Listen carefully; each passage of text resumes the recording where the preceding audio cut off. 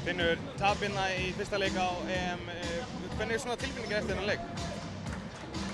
Hún er það hundfúlt að tapa og sérstaklega það sem að við fannst við fá fín tækifæri til þess en við vitum það líka til þess að vinna leiki hérna á þessu móti. Þá þurfum við að hitta á toppleiki á mörgum sviðum og við erum vanir að vera að henda boltanum betur út ofan í fyrir utan þryggjarstælínuna og með eðlilegri hittum þar og það kannski hefði þetta litið út á öðru sér.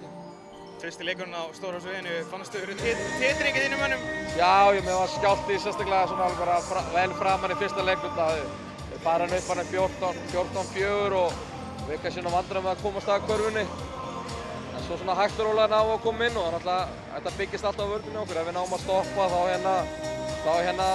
þá tökum við svo mikla pressu af okkur sóknarlega. Liðin sem við erum að spila á móti hérna eru töluvert hærri, líkamlegri, hraðari heldur en þessi strákar eru vanir. Þannig að það var frábært að fá æfingu á móti hérna úti og maður finnur það skiptir miklu máli en auðvitað er menn búin að beygja lengi eftir mótinu sjálfu og eðlilega kannski smá taugatryllingur í byrjunarleiks. Þetta var að verða leikur og var það leikur undir lokin. Kannski fyrir viki en það meira svekkjandi að ná ekki að klára þetta? Já, ég meina við erum að fara inn í þessa leiki til að vinna og þó svo að staðan er þannig að öll liðin fara upp úr riðlinum þá viljum við ná sigurum og reyna að koma okkur ofar riðlinum til að fá hagstæðari mótur í sérstæðlegu stöðnum. En ég segi sko, við þurfum að lenda á dúndurleiknum þar sem að við eigum ekki við því að tapa boltan jafn mikið klaufalega gerðum við fyrir á leik og við eigum ekki við því að vera að brenna af jafn mörgum vítum eins og reyndar veitum. Þetta er sterkt mót og fyrsta skipti sem að Ísland er hérna en við erum búin að sjá það í æfingarleikjum öðru að við erum ekkert hérna bara til að vera með. Já, það er klálega.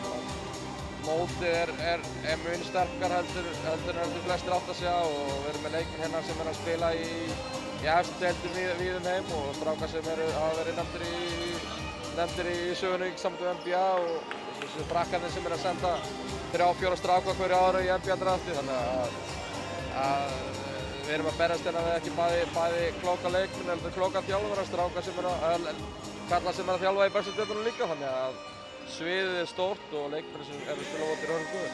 Tyrkland á morgun, hvað vitum við um þá? Já, tiltölulega lítið. Við veitum að þeir eru búin að spila mikið á leikjum en þeir eru að fara að keppa hérna við svartfellingana við okkar þannig að við skoðum það vel hérna eftir og mætum tvíhjöldu til leiks á morgun.